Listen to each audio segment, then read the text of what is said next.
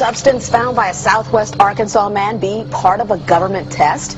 Well, that's the question at the heart of a phenomenon called chemtrails, now getting widespread attention. Well, they say the government is dumping chemicals on us to control or manipulate the weather. And they say the unusual-looking jet trails in the sky are actually chemical-laden chemtrails. People say the government is up there in airplanes spraying all kinds of chemicals to change or manipulate the weather, leaving what you see there, and they call that a chemtrail. So what I look up there and I think are contrails, you're telling me are chemtrails? Yes, that a contrail would be dissipated by now. And it's interesting, Dale and Christina, this is of interest not just in this country, but European countries and frankly all over the world. A lot of folks interested in it. Well, Dave, you mentioned that climatologists and others who study the atmosphere believe that they'd be able to surely spot any kind of signs of an ominous plot. Our journey started in San Diego, California, where thousands of scientists, engineers, policymakers, and journalists gathered for the American Association for the Advancement of Science Conference. One of the topics was the artificial manipulation of the Earth's climate, also called geoengineering. During the meeting, scientists spoke about the plausibility of implementing geoengineering campaigns throughout the world under the guise of preventing global warming. One widely accepted theory was to block the sun by spraying something into the atmosphere. When they were asked about existing aerosol programs, they stated clearly that no such programs have ever been implemented.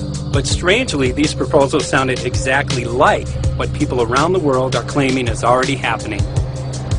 When I found out that the American Association for the Advancement of Science was going to be held down here and the main body of topics would be on geoengineering, I had to come. I had to be in on this. I had to hear what these top climate change scientists had to say. And that's the other question about chemtrails and whether geoengineering is being deployed right now without our knowledge. I don't have any personal insight into that, other than to say that I've worked in government at pretty high levels in the White House and in at state government. I'm personally skeptical of that, but obviously you never know what you don't know. Chemtrails. On the internet, they are cited as proof of the government creating clouds to combat global warming. They claim the American government, with the secret approval of the national government, is covertly using jet aircraft to spray population centres with aluminium, with barium, and with strontium so as to reduce people's immunity and reduce the global population. I'm always a little bit suspicious because the government doesn't seem that capable to do something on such a large scale. That is not rain, that is not snow. Believe it or not, military aircraft flying through the region is dropping chaff.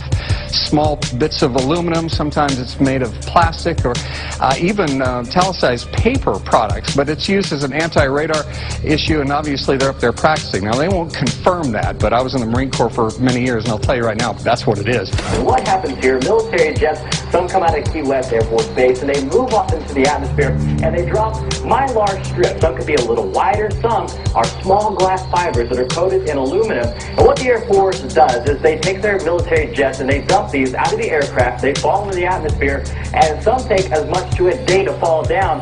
This is inevitably military or something going on. The government, the Air Force, you see this kind of a pattern like this, you can rest assured there's something going on. They're actually little bitty magnetic and little bitty strips of, whether it's aluminum. Well, it's a nuisance to you and I to determine what's real and what's not, but it looks like it is a life-saving operation there for the military. The apparent motive behind this conspiracy theory is one world government. Order, I cannot hear. Mr. Speaker, I want to assure the House that both my ministry and my colleague, the Minister of Health, who have received correspondence on this issue, that this conspiracy theory does not have an iota of truth, and that the trails observed from aircraft simply come from jet engines. Question number 9 of order. And I think what an appalling example it is of the new Foreign Affairs spokesperson for the Labour Party that she's spreading conspiracy theories about the United States government. I think the House has heard sufficient. It is called geoengineering, fighting global warming by putting a chemical dust in the atmosphere and reflecting harmful radiation back into space. We take geoengineering to mean deliberate, large-scale intervention in the Earth system. There are a variety of schemes that have been discussed for geoengineering. A classic example is injecting reflecting particles into Earth orbit. Nevertheless, there might be some good reasons to think about alumina. It turns out, first of all, there's been a lot of work on the environmental consequences of alumina in the stratosphere. The big deal really is that alumina has 4 times the volumetric rate of forcing for small particles as does sulfur. And that means you have 4 times less surface area for the same radiative forcing. And this is a much bigger deal. You have roughly 16 times less the coagulation rate. And that's the thing that really drives removal. So you could get away, we think, with much smaller mass fluxes. So that's why we see things like in the used aircraft patent from '89, they talk about aluminum. And that's why we're seeing in the surface water samples aluminum. And here's David Keith saying that aluminum has 4 times the reflective volume surface area. So they'd like us to think that we're talking about sulfur, but here they slipped up and let it out that aluminum is 4 times better to achieving their ends, and it sounds like it's kind of the one they don't want us to know the effects of. The little picture is from a nanofabrication study, which shows you can make very high quality, and do this in just a jet in a very simple way, make high quality alumina particles just by spraying aluminum vapor out, which oxidizes. So it's certainly in principle possible to do that. There's a big literature that's already looked at that. And you could do that by either building new versions of these aircraft or even re-engineering existing aircraft. So there's some ideas of that. So you go to an engineering firm and you want this done. They don't say this is hard or unusual. They say, okay, yes, we could do it. Aerosol geoengineering looks like it is so cheap that the cost is basically not going to be an issue. That means that implementation decisions will be risk-to-risk decisions. The risk of doing it against the risk of not doing it. And it makes the problem of how we govern it fundamentally harder and different and novel. So I've told you that it's cheap to deliver materials to the stratosphere, and I'm convinced that's true. I don't think that will change. But I think the more we do research, the less easy this will look, the more complicated the environmental effects will look. And that's a good thing, because right now it looks too easy. So I think that if we do more research, we're likely to find out that it's harder and more complicated than we thought, and the side effects are harder to manage, and that's a healthy outcome that will make it easier to do the management. Of course, the opposite reaction is possible. It's an empirical question, how people will actually react to knowledge about this. Another reaction is to say, if these crazy scientists are so concerned about putting CO2 in the atmosphere, they want to think about these things, then that might actually mean we should be more serious about the risks of CO2 in the atmosphere. And by the way, it's not really a moral hazard, it's more like free riding on our grandkids. And by the way, it's not really a moral hazard, it's more like free riding on our grandkids. Numerous air quality studies, including from CARB, California Air Quality Resource Board, have named submicron-sized particulates as being particularly harmful for human respiration. Through all the discussions today, I have not heard any mention of this fallout, and has this been studied, and also the effects of a highly reactive metal like aluminum on toxifying soils and waters? The question is, what would be the effects of these materials on human health if they came down into the stratosphere, in particular small particles and aluminum? So the collaborators of mine working on the aerosol scheme are actually folks from Carnegie Mellon who focused on human health impacts. And while we haven't published it, that was the very first thing we did, was do the order of magnitude calculation in level pencil and paper, but with an expert on human health impacts about whether there could be an issue. And for aluminum or other particles, there are a lot of toxicological things that need to get looked at seriously. But if you're just thinking about the sheer number of particles and the human health impact of small particles, the answer is, well, we haven't published it. That was the first thing we looked at with some of the leading experts who do epidemiological research on human health impacts, and it's not even close to being an issue. To clarify, so 10 megatons of aluminum dumped into the atmosphere would have no human health impact. So let me be more careful here. We're to separate out the toxicological. So the alumina, we've only begun to research and published nothing. Alumina, we've only begun to research and published nothing.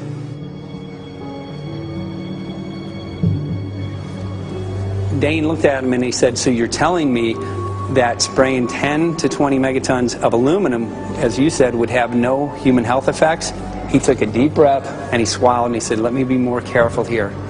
We haven't done anything serious on alumina, and so there could be something terrible that we'll find tomorrow we haven't looked at it. And that, for me, that was the whole main point of what is going to be coming out to the public. It's the damaging effects of aluminum that are being found around the world in massive amounts. Here's David Keith confronted on this very issue, and he looked, you know, at that point like they just let the cat out of the bag. Mm-hmm. We haven't done anything serious on Illumina, and so there could be something terrible that we'll find tomorrow we haven't looked at.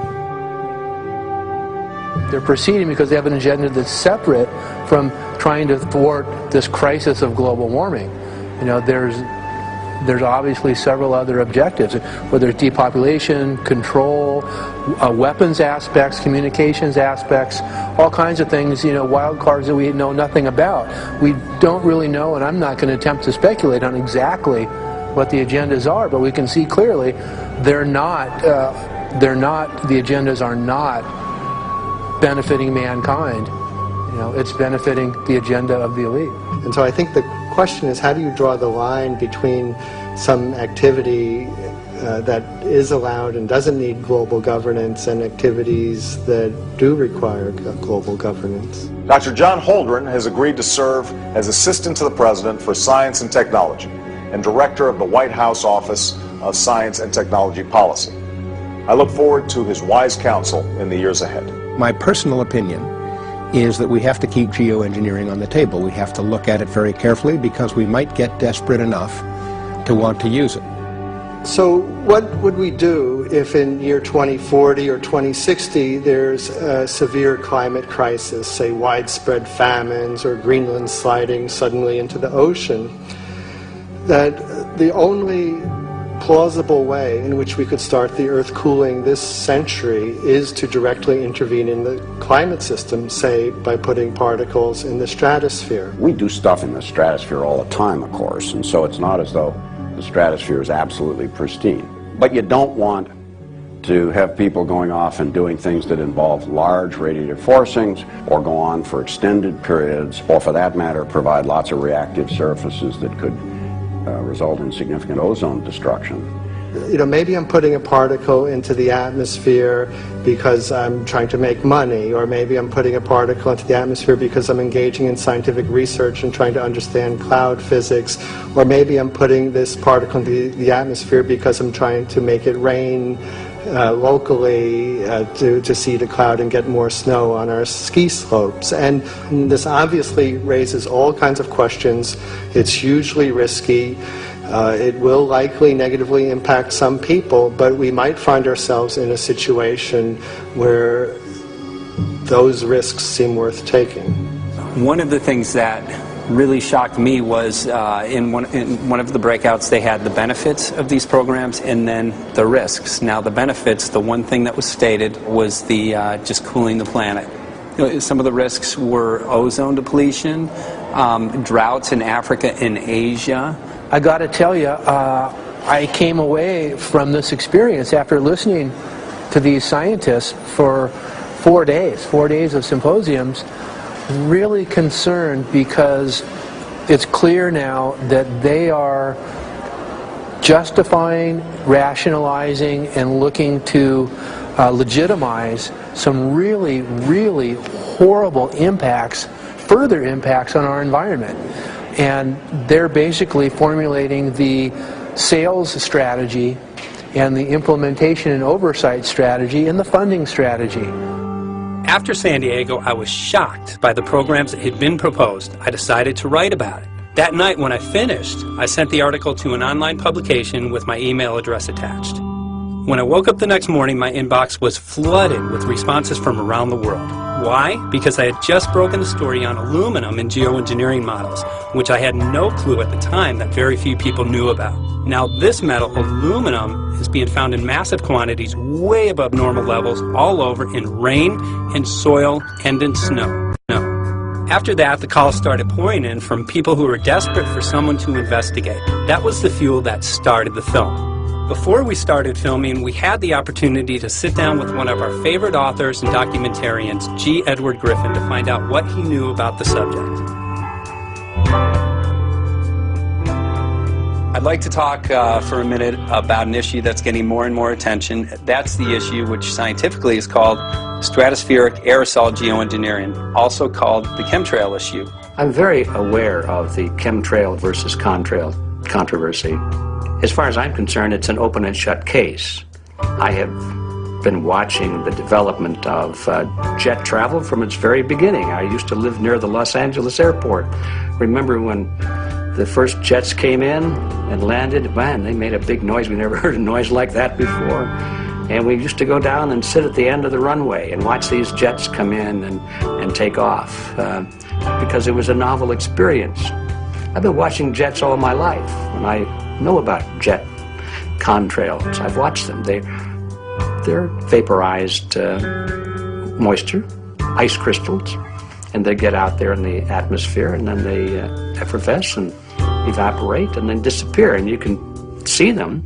The plane moves along, and the little white trail follows right behind it, and usually about 10 or 20 lengths of the plane or thereabouts, and then it's gone. And you can still see them that way, by the way, once in a while. So there goes a contrail. These other things we're talking about are not at all the same phenomena at all. These planes go by, and they billow out this white smoke, and it covers the sky from horizon to horizon. It doesn't dissipate at all. And they crisscross each other. And you see this thing cover the sky and turn it milky, and then people start having trouble breathing, and then you hear stories about the aluminum and barium deposits that they're picking up and the residue. And you put it all together, and I don't see how anybody who's got their eyes open and their mind open can come to any other conclusion but that somebody is spending a lot of money and effort to spray the planet. The question is, why? I have my own theories, but I hope that there will be some good investigative reporters go out there and get us the answer. I know that whenever it's finally discovered, and it will be, the people who are doing it will undoubtedly say, oh, well, we did it for you folks. It's for the greater good of the greater number. It's for the society. It's probably to prevent global warming. Or maybe it's to inoculate people against some kind of a dreaded biological attack. We can't go around shooting everybody in the arm, but we can spray them and save their lives. You see how good we are? We're doing it for the benefit of society. I know they're going to, whatever it is, they're going to say it was for your good or mine.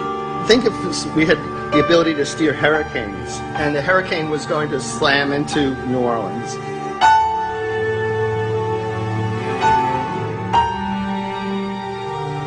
And let's say you could steer it so it would hit Mississippi instead, where for 100, that means I would be willing to more or less kill 18 Mississippians to save 1,800 New Orleanians.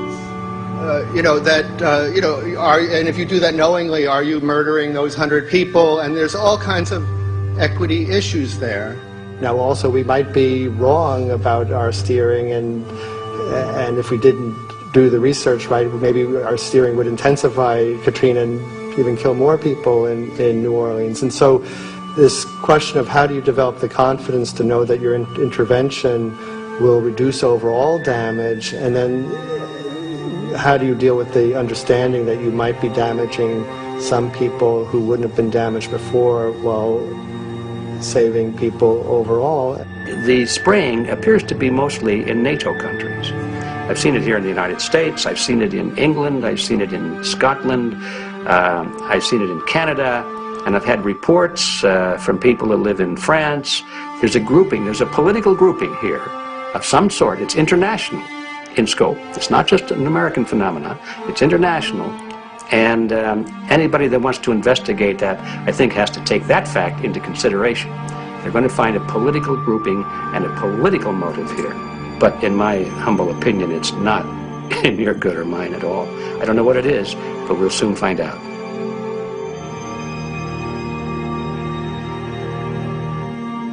I'm sure that if you follow the old advice, which is follow the money, you'll come to the answer sooner or later. Soon we realized that we all shared the same need to get this information out there, to share with the public, to let people know what is being done. Ed felt so passionately about the issue, he offered to help us. Well, the main thing now, since it looks like the budget is going to be met, is to get it done well. We don't come off the tree knowing any answers at all. Yeah, we're not scientists. We're just asking questions, exactly. And we've got to be very skeptical about the answers. That's it's totally accurate, totally honest. Why can't people see this? They're not hearing it. They don't know that the facts are not being presented. We're very lucky, you know that? Look at this opportunity that's been dumped on us. I know. Opportunity. It's, well, this is going to... Yes. This is going to be a battle, I know that. A challenge and a battle, but I mean, why are we here if it's not for that? We're going to short break with DJ Foxy. Can't go to get hold tomorrow, so it's going to be you for the moment. I'll call him again. So. Sounds good. I saw the sky crisscross with chemtrails, and I can't remember if it was in LA or I was on the road, but I had looked up one day, and I thought, look at that. That's not the flight path, man. That was a grid, a regular grid. Over the city, and I couldn't believe my eyes. Milky white clouds. And, you know, it all seems very obvious, and now the evidence of what we have on the ground with the aluminum, the barium, strontium, and with what we see in the patents and what the geoengineers say are going to happen, I mean, for the everyday Joe, this is a slam dunk. This is a very delicate moment for the powers that be, because they're taking a covered-up operation like the tropospheric aerosol program, or chemtrails, Project Icarus, whatever, it's had many names over the years. And they're making it overt into a geoengineering scientific shield to deflect sunlight because global warming's out of hand. So at this very moment, the belly of the beast is right above us with no armor. Whether people believe in chemtrails or not, the geoengineering should be scary enough. And when people learn about geoengineering, chemtrails will then become apparent, because they're the same. So you're talking about global conspiracy here. Geoengineers propose doing this on a global level. Off to Redding, California. Guess this is the second step after the AAAF meeting. We'll see what we find.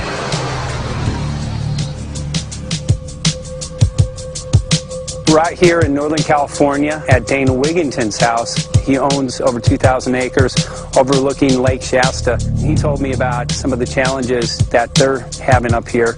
Let's go and talk to Dane. We'll see, what's going on his property. We'll see what he's going through, and also what action he's taking based on the test results that he has.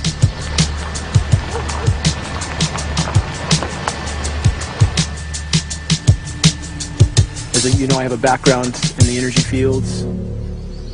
I worked in the first solar plants in the continental U.S. in the early 80s.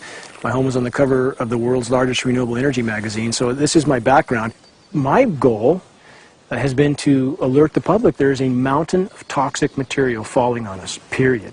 Before about 5 years ago, our skies were typically blue, and now you see it's covered with lines and haze, and virtually nothing you see on the horizon, nothing you see in the sky above us is a natural cloud. I mean, it is virtually all the remnants of these aircraft lines that you see fanning out, spreading into clouds, artificial clouds, but the sky is a very dirty look to it. There's not the white cloud blue sky that we had only a few years ago, but it looks like there's some sort of massive industrial activity or forest fires burning over there, and we see that typically every night. You see even down to ground level, the clarity drops off significantly, and we don't see that except for the days when we have these long, lingering trails that spread and cover the whole sky, and on certain days you can see these trails actually dropping vertically like a veil. We assume the particulates are descending, and we have the test to prove that we are being inundated with levels of aluminum and particulates that are literally tens of thousands of times what would already be considered high. So we're not talking about exposure to a slight percentage higher of these toxic materials. We're talking about quantities, for example, off the side of Mount Shasta. If you can pan back, that's a landmark in Northern California, considered to be a pristine water source. Aluminum or snow sample off the side of Mount Shasta tested 61,000 parts per billion. This is just ordinary snow water, and people are drinking this stuff when they're hiking on the mountain. And remember, government action is required at 1,000. This is 61 times over the government limit, and our hikers are drinking this poisonous water on Mount Shasta Mountain itself. Barium, 83. Strontium, 383. So this summer, the people climbing are drinking poison. Basically. I certainly wouldn't want to drink 61,000 micrograms per liter of aluminum. And again, we've already seen in 5 years soil pHs in this area that have escalated 10 to 12 times, and we can prove that conclusively. Well, this is not speculation. We can prove conclusively that these metals have been in the rain. We have duplicate samples. Bachelor of Science in Forestry, International School of Forestry at Missoula. Master's in Zoology, specialized in aquatics. 35 years with the U.S. Forest Service as a wildlife biologist. And before that, several years with the USDA Soil Conservation Service as a soil conservationist. Also have run the botany programs, range and grazing programs. And I continue that today. Right now I do a lot of master gardener consultation work. When I started this garden back in about 2005 or so, the pH here was 5.5, 5.6. This is the old soil survey of the county. You can look at the page right here. This is my soil right here. It's a Dietz 125, 126 here at my house. And here, the soil reaction pH should be between 4.5 and 6.0. And over there in the pure mud, it's even a little darker. It's 6.8 right there. And what can this do to plant life and ecosystems? Well, you haul one of these things out and you start looking at the little things that are crawling around the soil. A lot of times they aren't there anymore. The little soil arthropods that you can barely see on a microscope, you can actually see movement with this. Little tiny macroscopic, look like little moving pieces of dust. Those start to go away. They're not gone entirely, but they start to go away. This is black oak acorns. You know, this is pieces of cedar wood. You know, come on, folks. This should be very acid, and I'm getting 10 times higher than expected. And there's something really wrong here. Well, you can see all those reports, lots of them. Have over 20 reports here. Well, at least 20. I'd say it'd be closer to 30. All revealing dangerous amounts of aluminum and barium. You know, the science is there that something funny is happening, and the naysayers say, well, so what? Isn't neutral good? Well, no, neutral's not good. Neutral is not good. If your soil is supposed to be 5.6, it should stay 5.6 if you want the forest to be healthy. And if you want to grow a good garden, you have to keep your pH around 6.0, 6.5. I think that we just need to wake up and just look at what's happening, because we can't just ignore it, because it's going to get worse and worse if we just keep ignoring it and pushing it away like, oh, that's nothing. There was mason jars, and they were brand new, sterilized, and that's what we catch the rain in. And then there was a HEPA filter that we tested the air with. Okay, so you caught rain and then you basically filtered air. What did you find? Aluminum and barium. Here's another test that's revealing 375,000 parts per million aluminum, barium at 3,090, and strontium at 345. Yeah, that's from a lined pond.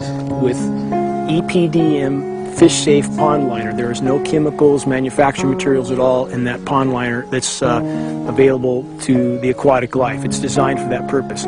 The well that feeds this pond has been tested and retested. Indeed, no detectable aluminum, zero. The only other place this pond can receive water is rainfall. We are located on a filtered, forested hilltop, miles and miles and miles away from any industry, highway, and so forth. After several heavy spray days, there was a film that we received formed on the surface of the water, and we tested that crust, and it was aluminum and barium. That after a year and a half's accumulation had 375,000 parts per billion of aluminum in it. It's literally toxic. We can say conclusively that what we see in the sky matches expressly what's outlined in numerous patents, and the materials on the ground match those patents. This material was not there 5 years ago.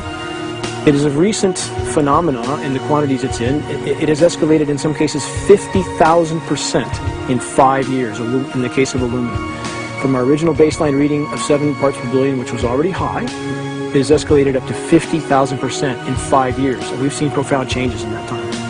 Dr. Leonard Time, PhD in chemistry. I cross-checked with him, and he says the oxides of aluminum, barium, and strontium will drive your pH into the close to, from an acid soil like this up into the neutral. There's no question about it. And that's exactly what you see happening. Wow.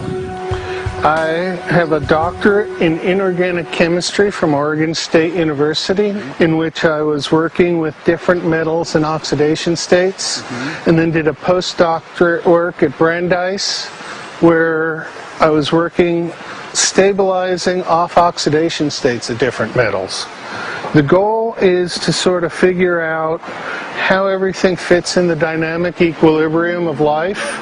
I was working with Francis up in Mount Shasta, and he showed me some rainwater analyses that had to do with levels of aluminum, strontium, and barium in the atmosphere. So I feel the major toxin in these chemtrails is the aluminum. And from the levels we were looking in at Mount Shasta, this is totally, totally unacceptable. When you get to metals and biological systems, you're no longer talking about the bulk aluminum that people think about when they're drinking from soda pop cans and that. So once it gets to the aluminum oxide stage, it just forms a plaque within your arteries and shuts down life. When you take elements that normally aren't out in the environment and you start putting them in the environment, it raises some serious red flags.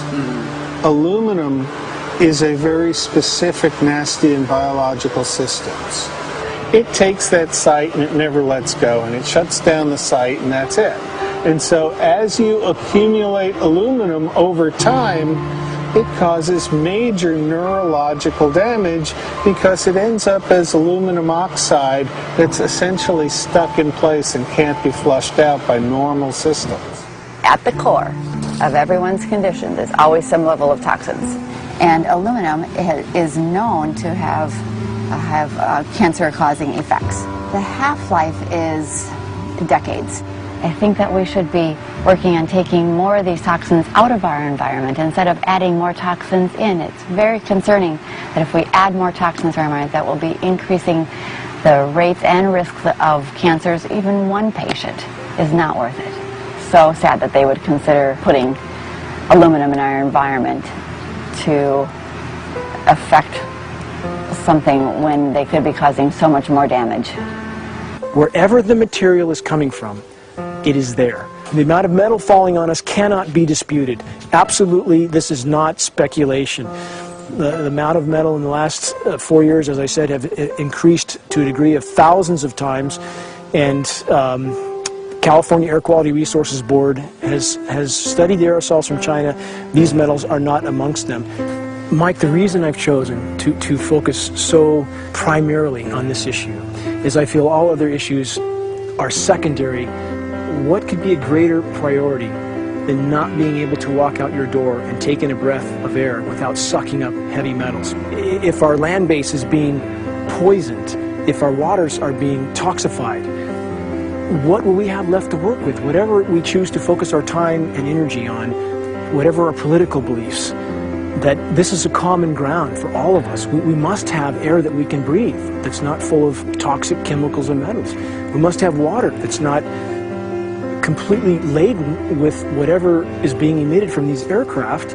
And if people stopped to consider that the atmosphere is as thin as a layer of paint on a basketball, it is an extremely thin layer that allows life to exist on this planet. To simply treat it as a physics lab and experiment with it until it is broken beyond repair is folly of unbelievable proportion. And if people understood that this sort of experimentation not only is going on, but has been going on for a very, very long time. Going back 50 years, there's been countless climate manipulation, weather modification programs that the vast majority of the public is completely unaware of.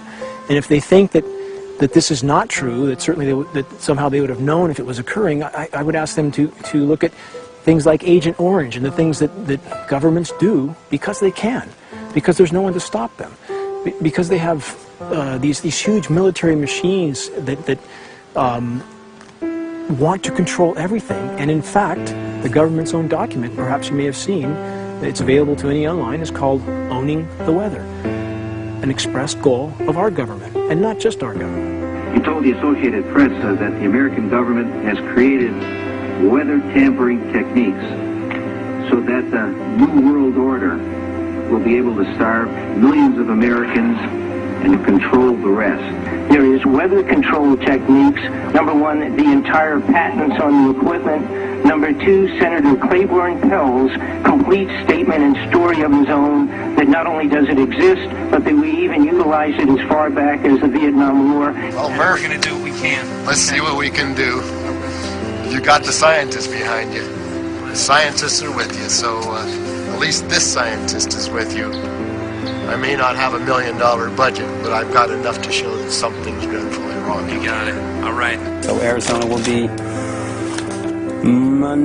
this Monday, the 21st. Senator Johnson up in Show Low. So we're going to be in the car a long time.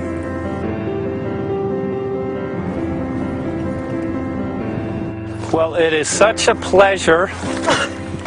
This is such my place back here, I'm telling you, Michael. But you know what?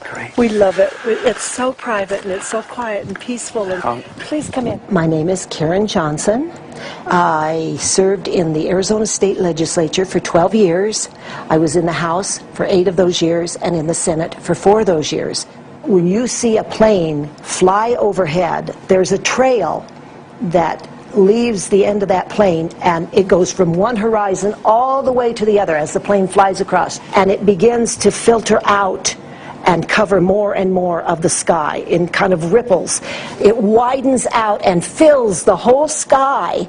I mean, how could anybody think that that was the case? And then to live and to be underneath that and know that whatever is in that is falling down upon you and upon your animals and upon the earth.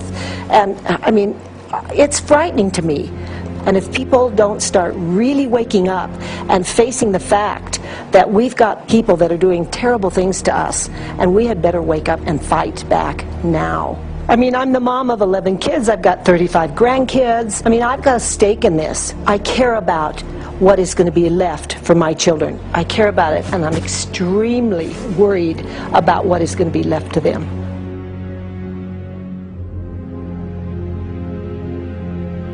Aluminum is toxic, and we know that it's accumulative, and we know that we're getting more. So we're absorbing it in the air, we're drinking it in our water, so we are accumulating more. So the thought of more aluminum being dispersed in our environment in the way that you mentioned is very frightening to us and very disturbing to us. Those of us who have done any research on this are really quite concerned that we are ill-informed about this issue, and mostly that it's being done. Aluminum is toxic. We know that it is. We can debate as to the amount of toxicity that is going to be disturbing the body, but as far as really accepting the fact that it's accumulative, it's synergistic, then we have to conclude that it's not a good idea to put it in our atmosphere, especially when we know we're getting increased amounts, and especially since we know that the scientific communities around the world are pointing a finger at the heavy metal toxicities, at the toxicities that we're absorbing in the day-to-day food that we eat and the air that we breathe. The concern is off the charts about why is this happening? Why is this being allowed to be sprayed continually all over the United States, all over the world? Who is paying for this? I mean, the incidence of Alzheimer's has just skyrocketed, which evidently has to do with an accumulation of aluminum in the brain cells. I mean, I think almost every family has been touched by a member as they get older having Alzheimer's. And it's a horrible disease. And to say that, well, this just came because people drank soda pop out of aluminum cans, you know, when my father passed away with Alzheimer's and he didn't ever drink soda pop, you know, that explanation doesn't ring true with me. And so I'm wondering, how much did this chemtrail spraying back in the Illinois area affect him? aluminum and fine metal is an accelerant. Our friend who's a firefighter up in Pine, Arizona for 20 or 30 years says that the wildfires now that they're fighting are way beyond anything they've seen before in intensity. And when you look at the air samples and you see the fine particles of aluminum, which is very flammable, and magnesium settling on the trees, this is causing unprecedented savage wildfire. But if you look at this, you can see these are parts per million. They sent this to me, and I just found this to be extremely interesting because we should have like 2 parts per million of aluminum in our air. And this is saying that there's 39,000 parts of aluminum. That's astronomical. Barium is high. I mean, these are way off the charts of what people should be breathing or what's coming down on them. And, you know, if people wonder why their health is deteriorating, why they're having to go to emergency rooms, why they can't breathe, you know, why they're getting Alzheimer's, this has been planned. We have elites, I don't know what you want to call them, one worlders, Illuminati, I don't know, whatever you want to call them. But with these people that don't care about the average person. They only care about themselves, their greed, their power, and if they eliminate, you know, 2/3, 3/4 of us from the planet, so much for the better for them, because then they don't have so many people to have to herd around and worry about. So this is a lot what this is about, and this is very, very alarming and scary. I mean, where is this stuff coming from? And why? Why is this kind of stuff being put out there? You know, I've heard different explanations about, oh, we need to cool the planet, all this and that. But if people are up there trying to cool the planet, why do they need all this kind of stuff in it? The explanations just never have really rang very true. And as I'm setting up the equipment, she looked at me, she said, all these trees here are dying. And I said, what? She says, all these trees in here are dying. So I thought, well, I'm going to test for aluminum, because that's one of the key things in the programs that we're talking about, and titanium. And I took some of this bark sample and tested it, and it came back positive with aluminum and titanium. Then I started traveling around California, noticing the same thing. In Lake Tahoe, there was a lot of the same type of bark, all through Sacramento area and Davis. Just about everywhere I went, I was noticing this silver white bark. What I think is happening is these chemicals are getting down and destroying the roots. And then as they come up, they're going out into the bark. Those 2 right there are the ones that are just, it just hurts so bad to see these 2, because look how old and big they are. We probably lost 40 trees right here on our 10 acres. Every other weekend we'd see another tree that was beginning to die. And I mean, it's just so sad, we just cry. And to think that that might have something to do with it, along with their other explanations, would really, really frost me. Every time you lose a tree, you know, it's not good, it's just sad. And there's another one over here in this little group of trees here. Don't you feel better when you stand up and fight than if you crawl down in a little hole and go to sleep? You know, I mean, my gosh, people, your families are out there, children are out there, your grandchildren. I mean, you've got to do something to help.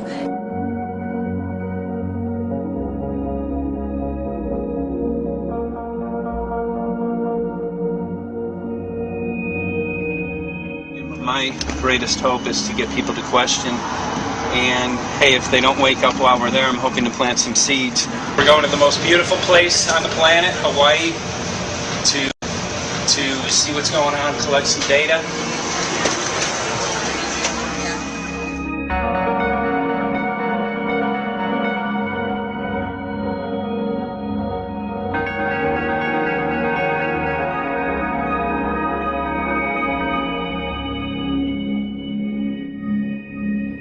Thank you for having fun with us. Hope you enjoyed the trip.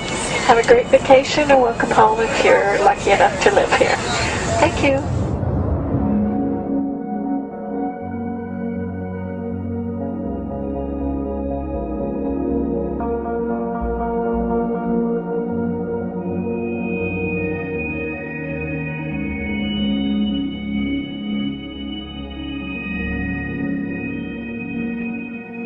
The whole valley's off the grid, so it's either solar, wind, or generators.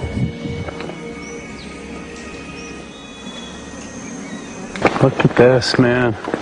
Yeah, the mind can't even conceive of a dream of this. Right. Yeah, right. Even coming here, and one would never think, you know, in paradise that it's getting destroyed.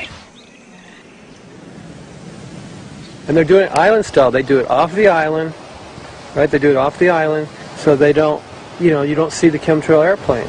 The theory is that they're spraying the ocean, offshore, and it's coming in on the... And it's coming in. Now these are coming from the west.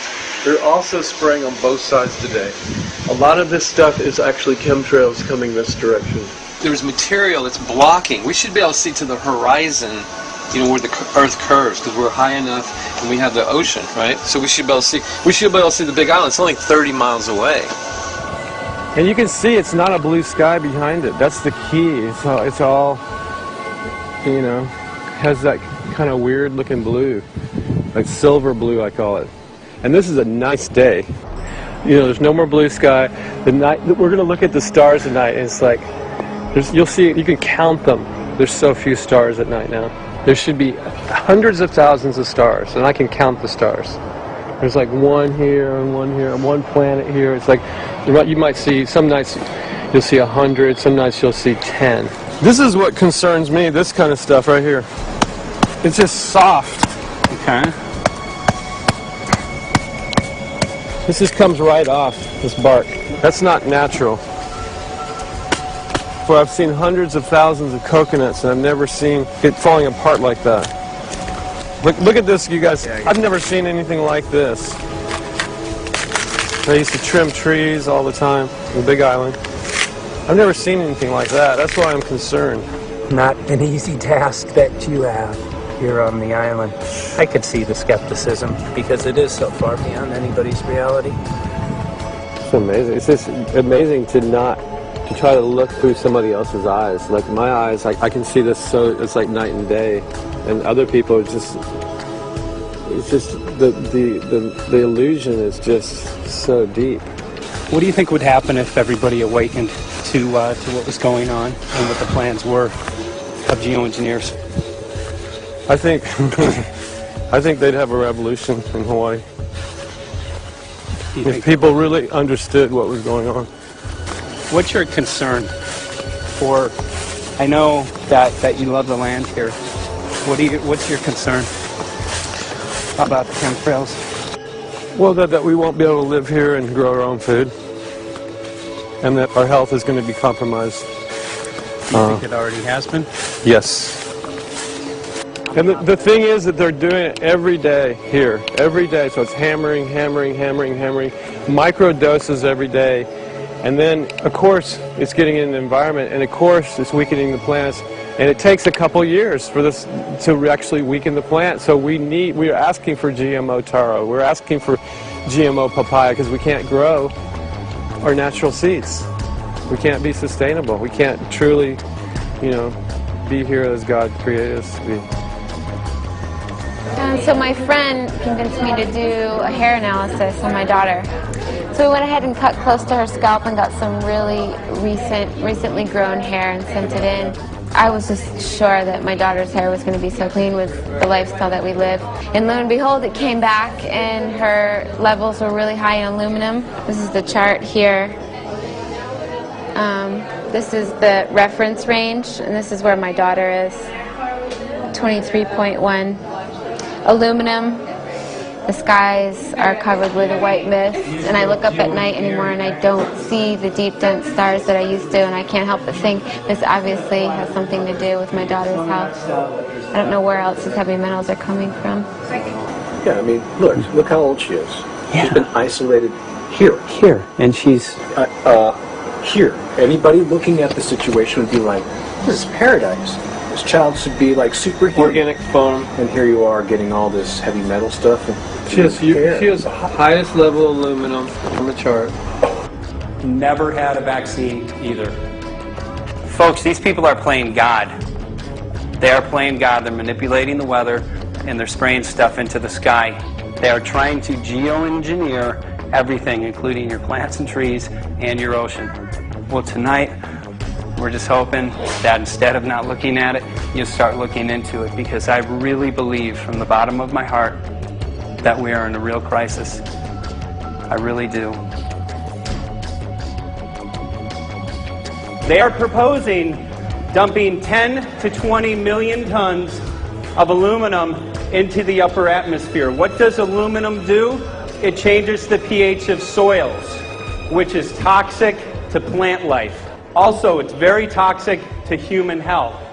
Are they doing it? Well, let me tell you about my experience and what we found. We have much evidence that not only suggests, but I believe prove that they are happening.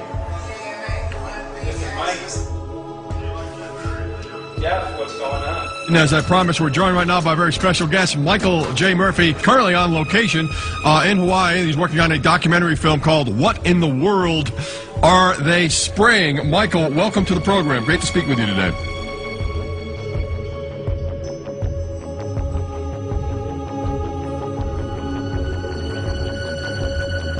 I had a friend who recently, he's always looking at things from a different perspective. He's a bit of a conspiracy theorist, you know. And he says that whenever the president comes to LA, there's no spraying that week.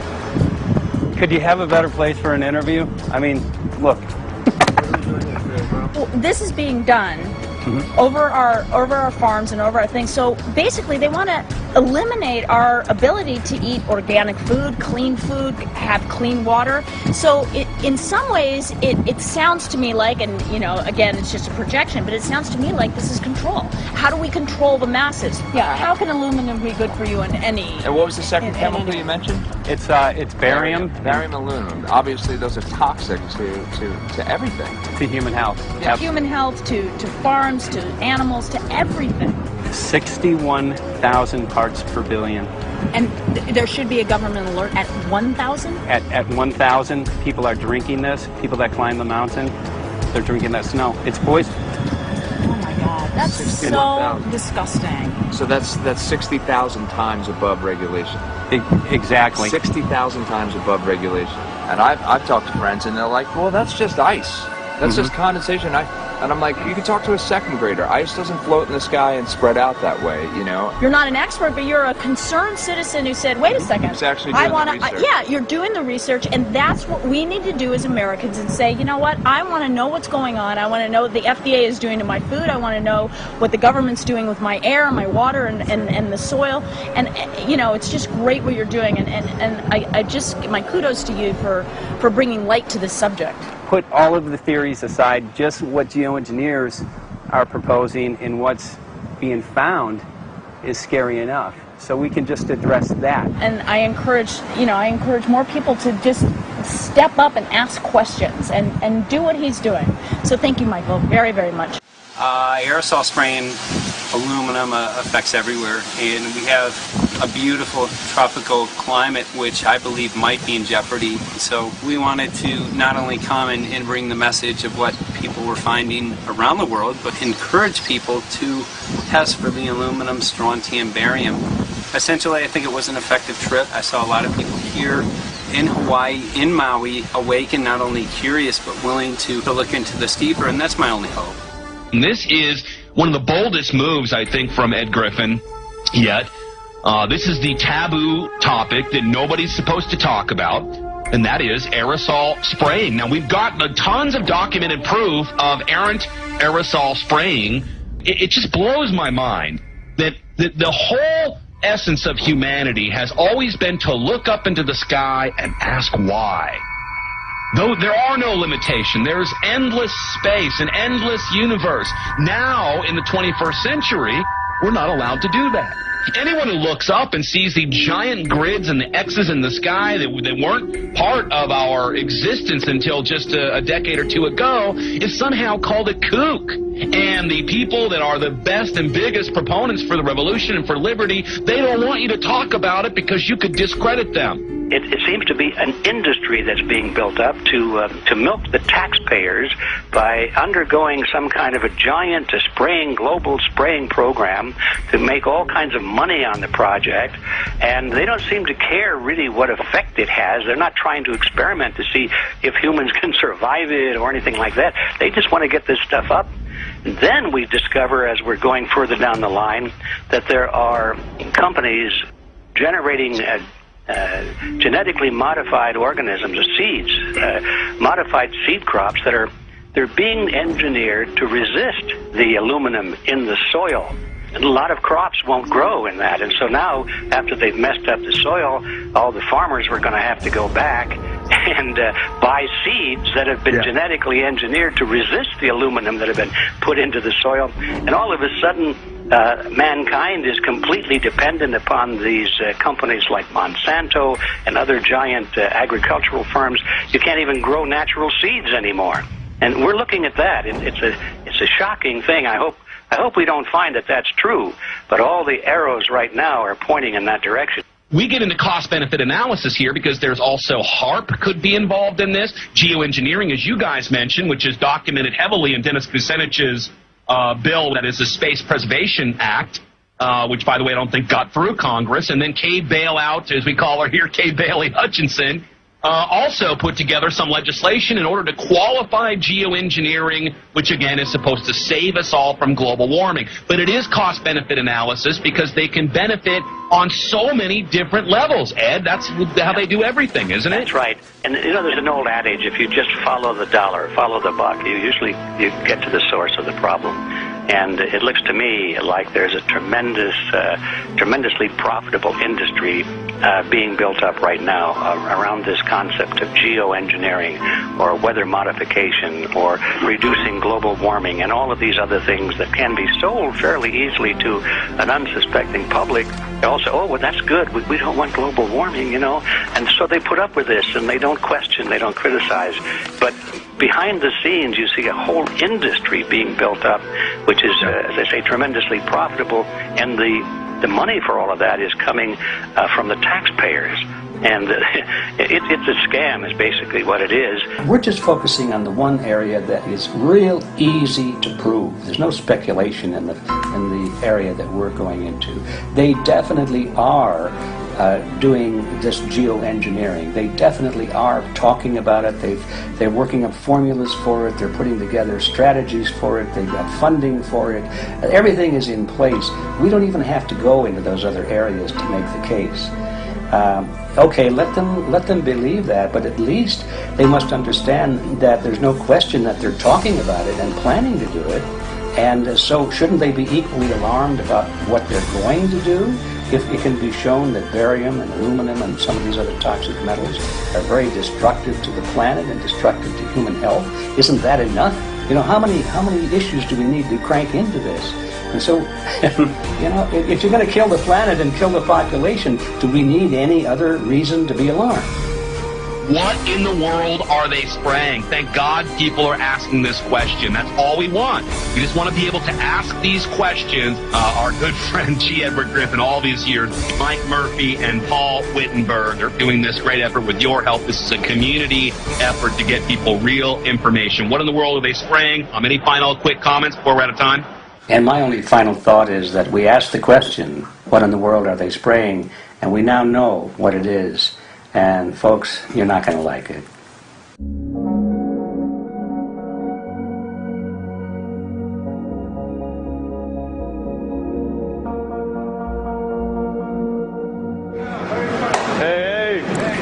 I'm Peter Vreke. I'm from Belgium. I'm 54 years old. I can't believe it myself. I'm a very happy and grateful person. We are doing the job. The police, the Justice Department, or the Environmental Department should have been doing. And it's really essential that it's going to be a grassroots revolution. I think so. Because we are not fighting against, but for. Yes, we're fighting for. I was in the council for about 25 years and also a period as the mayor. So from that moment on, 10 years ago, everything started to change. I start to get a picture of what is really going on.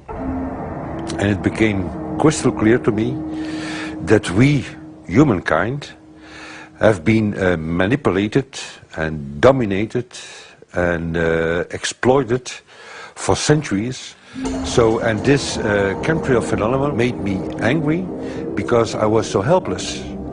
You can decide what food you're going to eat, whether you're going to smoke, what water you're going to drink, what kind of life you're going to lead, but not with this phenomenon. Then you are just a victim.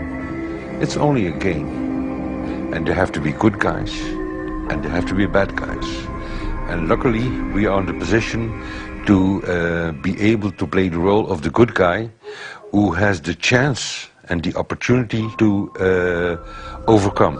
3 days that we shared with them, my heart just dropped because it was such a beautiful way to live and such a peaceful way to live.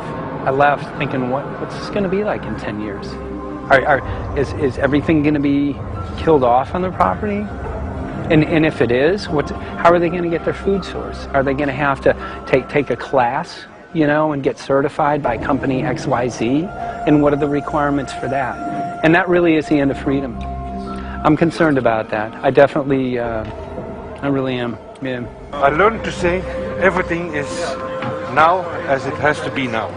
And everything is going to be okay. It's going to be all right. It's going to be okay. Yes.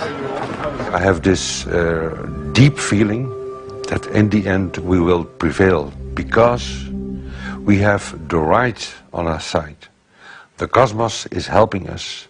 And I have this strong feeling that we are being supported by entities and by forces we can't even imagine.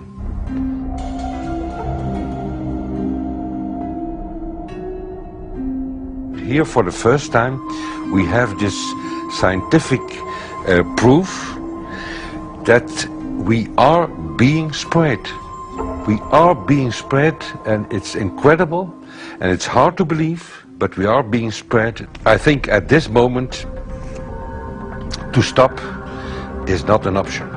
Once you know it and once you have a tool like this and an opportunity like this, that the issue of chemtrails or persistent jet contrails or whatever name you use for it, that this phenomenon is recognized as being real, publicly debated on.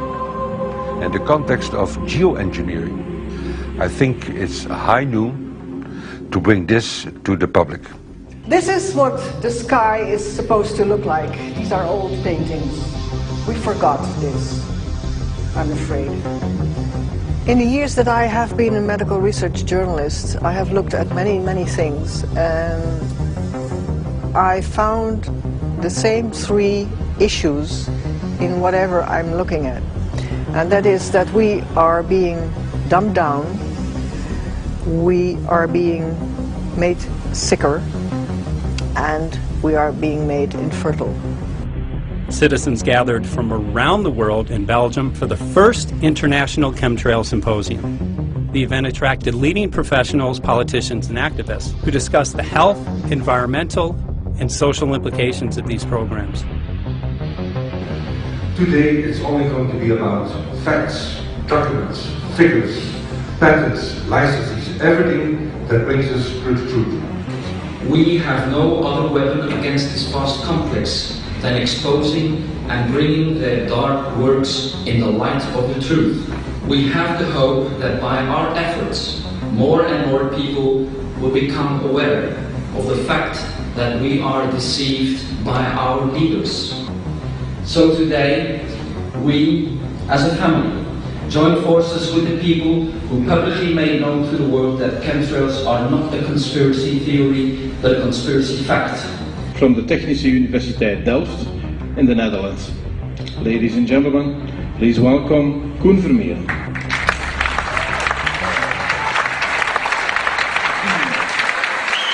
Well, I'm Koen Vermeeren. I'm a university professor of Delft University of Technology. Usually people are with their heads to the ground in their own two-dimensional space and they don't look up. But if you do, you see more and more spaces like this. And it worried me too. I have no explanations to our students about these phenomena. And then I studied it myself and I found out that I couldn't give them the answers they wanted, because I think that the phenomenon is not natural. It's not natural what is happening, and the explanations that are given to us are not enough for me.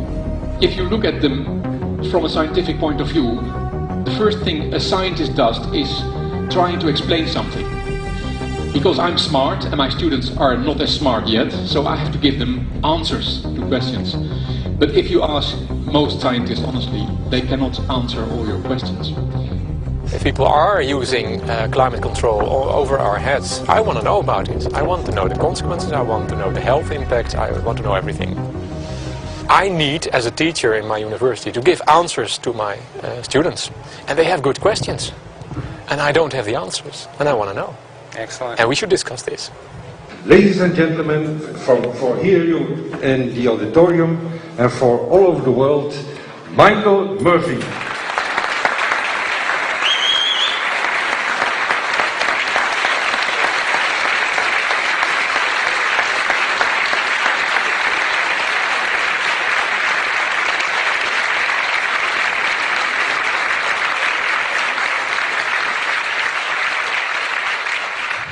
Well, thank you very much. It's definitely an honor to be here in Belgium. The people who are in power control everything. They control the markets, they control us, now they're even controlling the weather.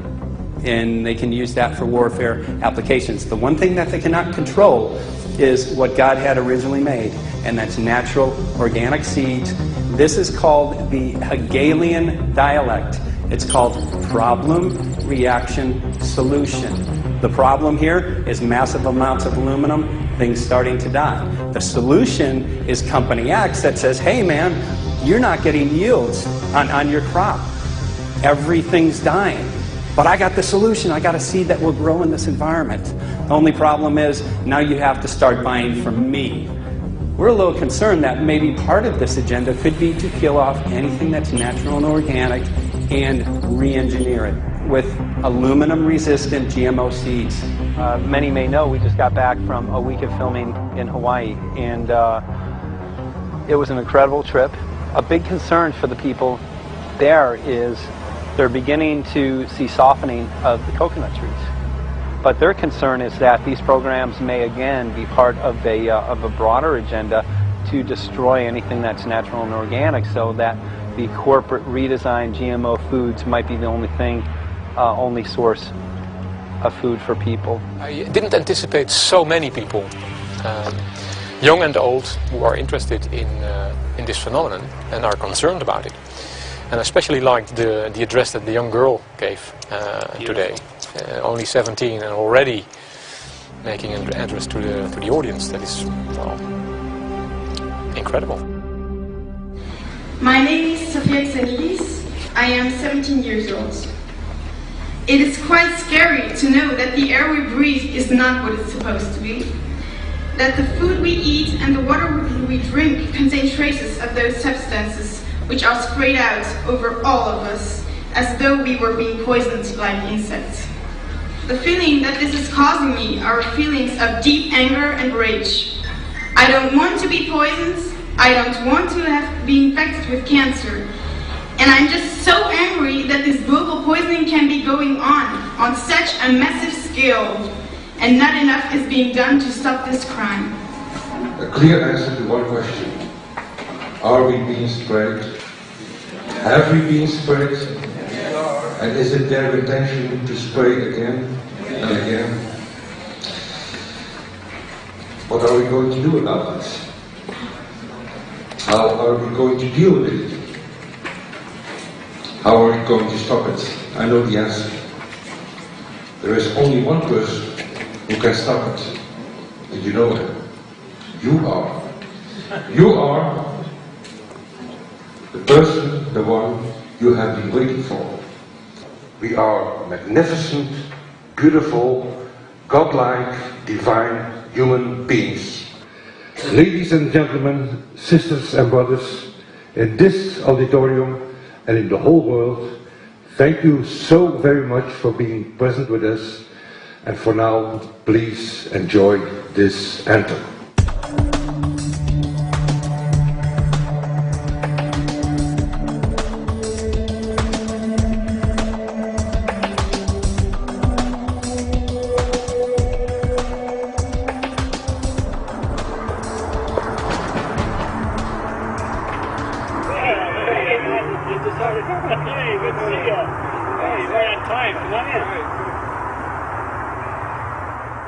So, anyway, I'm glad that the weather's been good for you fellas so far. Just think if we were doing this in the wintertime, you might, if you're going to Washington, D.C., you might run into snow. Thank God we're not. That's right. You know, it's interesting because of the different weather modification programs. There's something like, I think, right around 32 in the continental U.S. alone going on. So the theory is that geoengineering is in part weather modification. You know, Mike, that's a very good point. There are so many subsets connected with this issue of geoengineering. People are writing to us all the time with information about the connection to global warming, the connection to weather modification. Some people think there's a connection with Morgellons disease. Others think it's kind of a means of transmitting electromagnetic impulses from the HAARP antenna system up in Alaska and Siberia. Boy, it gets your head spinning. And each area, I think, is worthy of investigation, but we have so little time. I think it's wise for us to stay focused on just the aerospraying and the toxic effect of these chemicals and the destruction of the planet and the damage to human health. What more do you need than that to convince people that we have to put a stop to it? So to stay focused, I think, is our mission on this one.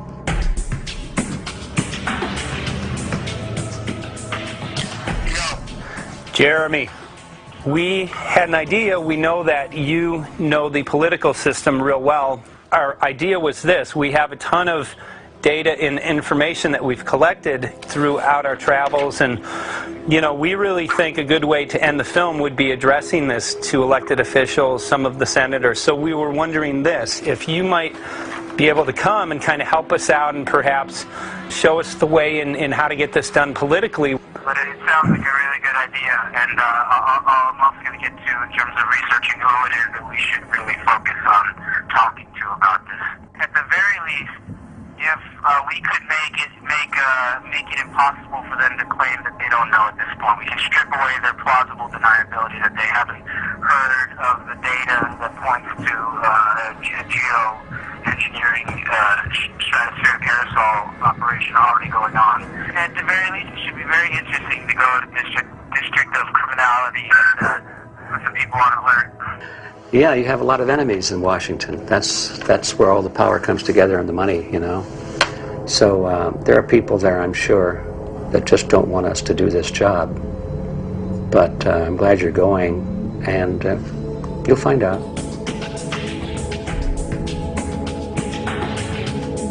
We took the data to Washington, D.C. There we presented our elected officials with the following letter. According to the 5th article of the Bill of Rights amending the Constitution for the United States of America, no person shall be deprived of life, liberty, or property without due process of law. But the daily spraying is depriving all persons living within the United States of life, health, liberty, and integrity of our common and private property without due process of law.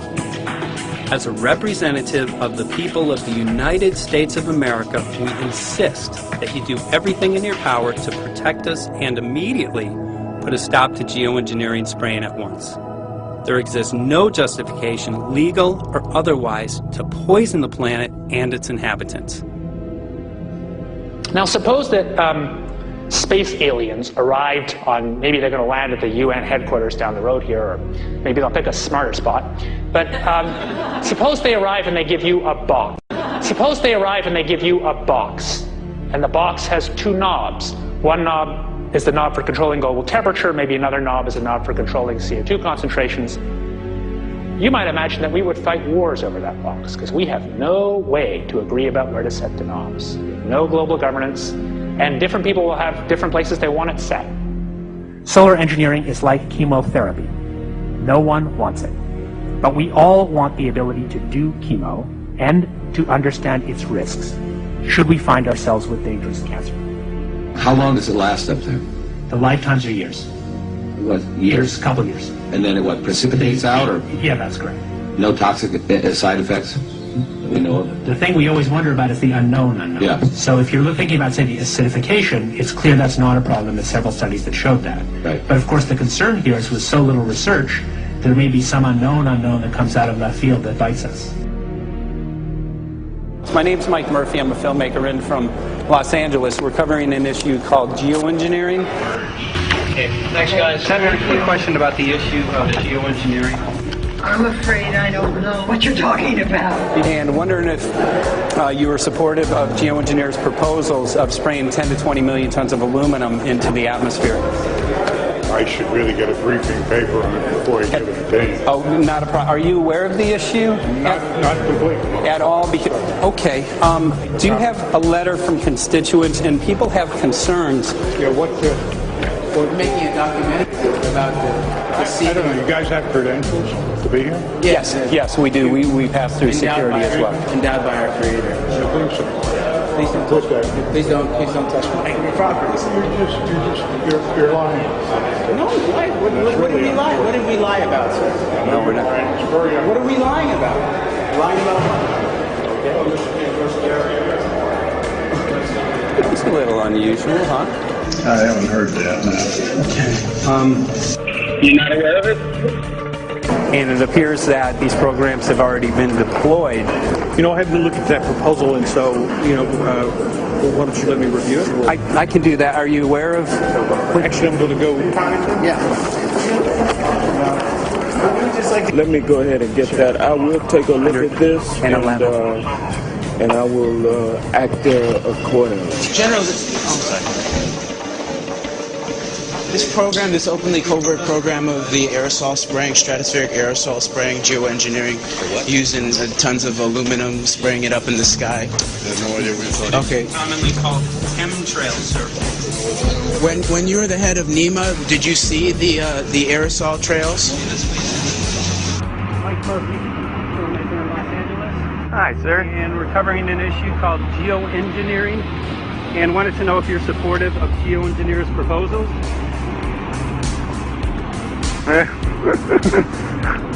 Congressman? Hey, Congressman. I'm wondering if you're supportive of geoengineers' proposals, which is dumping 10 to 20 million tons of aluminum into the atmosphere. Pardon? Okay. Can you take an appointment to my office? I'm not supportive. I haven't looked at it close, so I don't. Have you heard of the issue? Because it's becoming mainstream in public, and there are actually congressional committees which are being formed to talk about these programs. Mm-hmm. Yeah. Well, I think when we drop anything into the atmosphere, we should know prior to the effect of that, right? Yes. And if we don't have the knowledge as to what the effect will be, we shouldn't do it. I think there are 4 different options for thinking about deployment of geoengineering. The first one would be we just ban it. I would argue that one does not want to get too firm a restriction in place on small-scale studies early on because it'll tie the science hands. I think what the science community ought to be trying to do is say, you do small-scale stuff inside this space, and it's a scientific question what that space ought to be. There shouldn't be a lot of oversight and restriction. Congressman?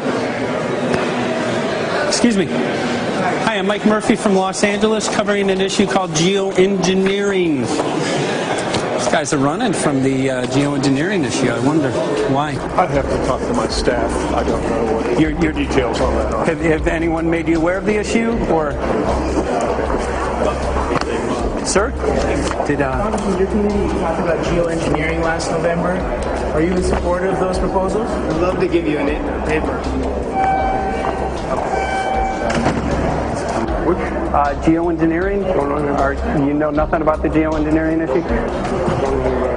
Never heard of it. They call it geoengineering, but Yeah, I never heard of it. It's nothing I've ever heard anything about. when we looked up in the air today outside DC, we saw this stuff going on. Quickly, have you heard of geoengineering? No. The proposal is to shoot 10 million tons of metals into the air. This committee, Science and Technology, covered it for the first time. No. No, I never heard of it. So we were very concerned. How you doing? I'm fine. How are you? So what? We spoke with Congresswoman Watson's office, and her press secretary, Ms. White, was familiar with Representative Kucinich's Space Preservation Act, which mentioned chemtrails and the weaponization of the atmosphere in space, and then it was pressured to be taken off the bill. Did you see the aerosol spraying going on today over the Capitol? Congressman? Geoengineering carries with it a tremendous range of uncertainties, ethical and political concerns, and the potential for catastrophic environmental side effects.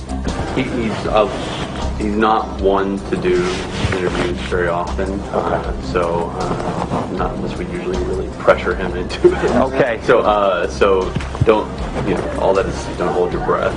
As chairman of the Committee of Jurisdiction, I feel a responsibility to begin a public dialogue and develop a record on geoengineering. We want to know if you're supportive of their measures by spraying 10 to 20 million tons of aluminum into the atmosphere? No, I think we need to have more research. Okay. And about the issue of current deployment, there's literally a mountain of evidence that many people believe proves the deployment of these programs. Any knowledge of that?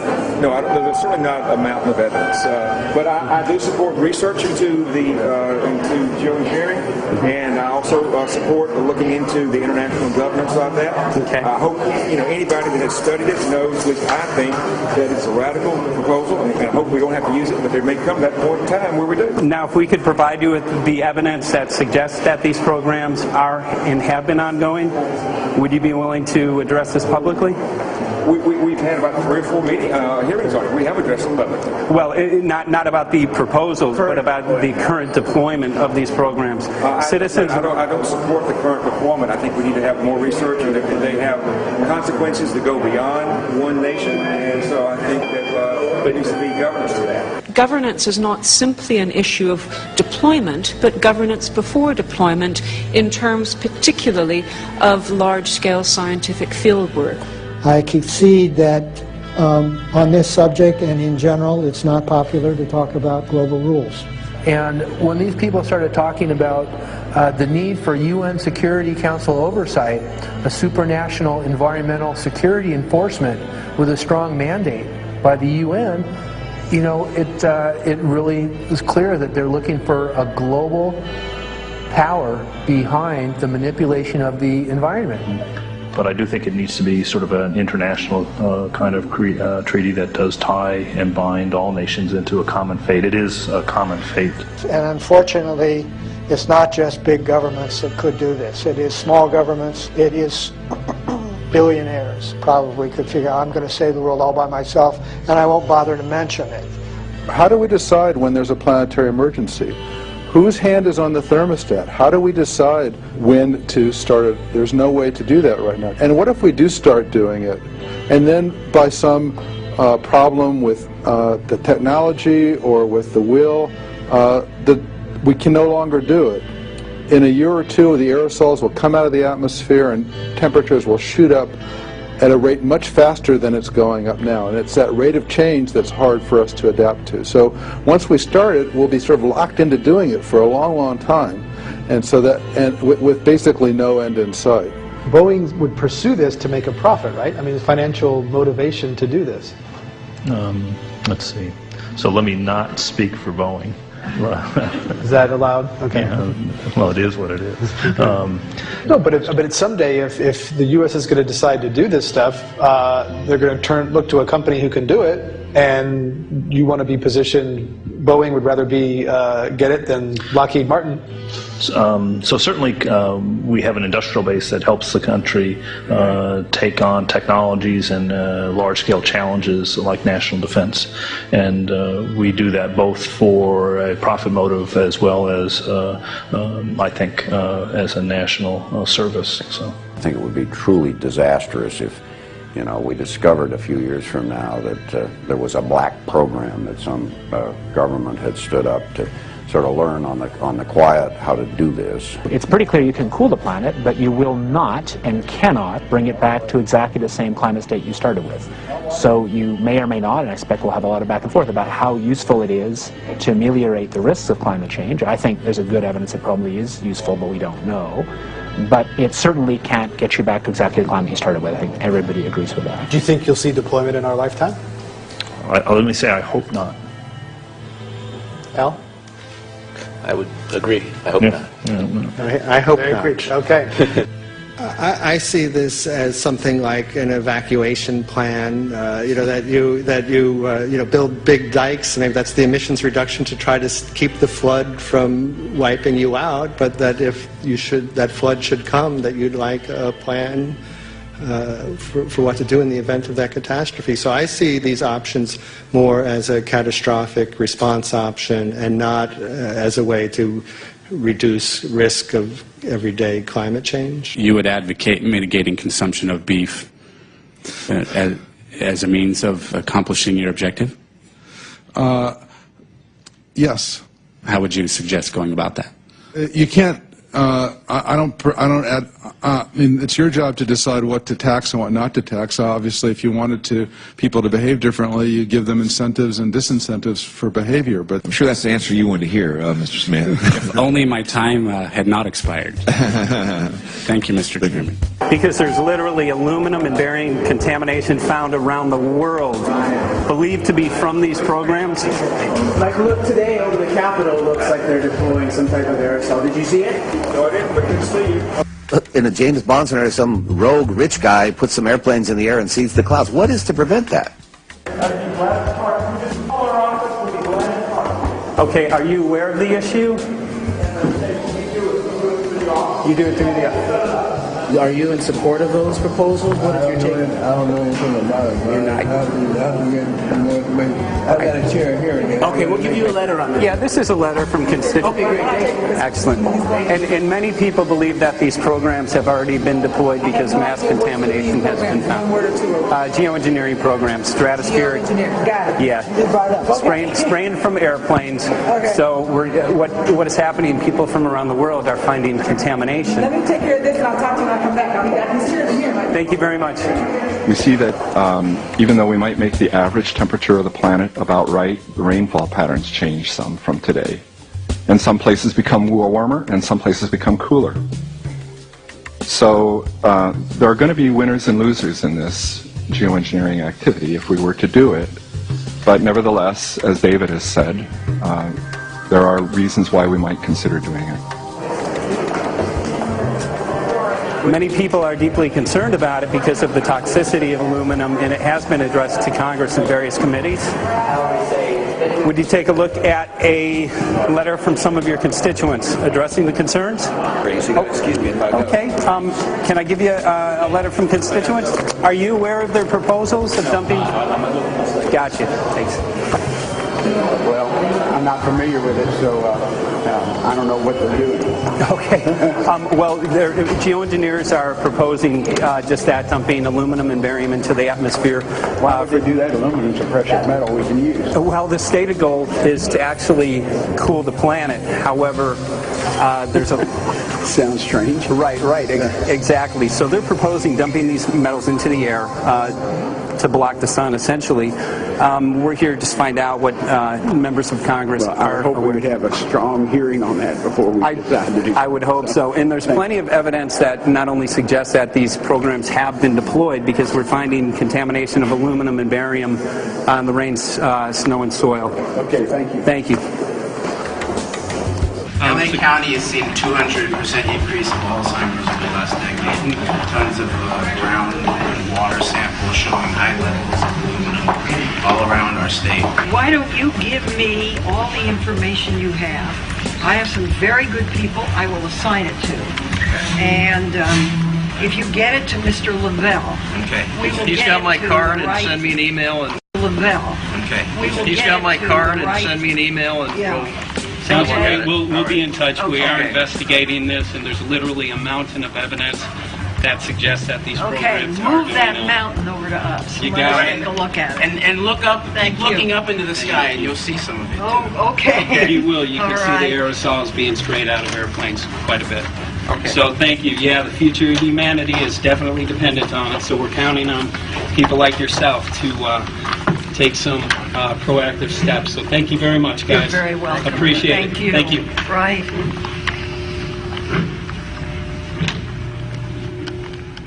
A lot of Congress was running down the hallways to avoid answering any questions, looking for doors in the hallways. So apparently the war is against all of us, and we're all in a hostage crisis. People who took an oath to uphold and defend the Constitution are not only know this is happening, are participating in this. And all of us have a duty to stand up and speak out about it. Why is the water being contaminated? Why is the soil being contaminated? Why are aluminum-related diseases going up? And it's affecting all of us, and thus we all have the duty to stand up and speak out and get educated and stop this. For our own sake, for our children's sake, it is a crucial moment in history right now. The human beings, we need to decide whether to live on our knees while being sprayed and poisoned every day, while being under a continual threat, or whether we are going to stand up and live as free human beings and seek truth, justice, peace, and freedom for all of God's children.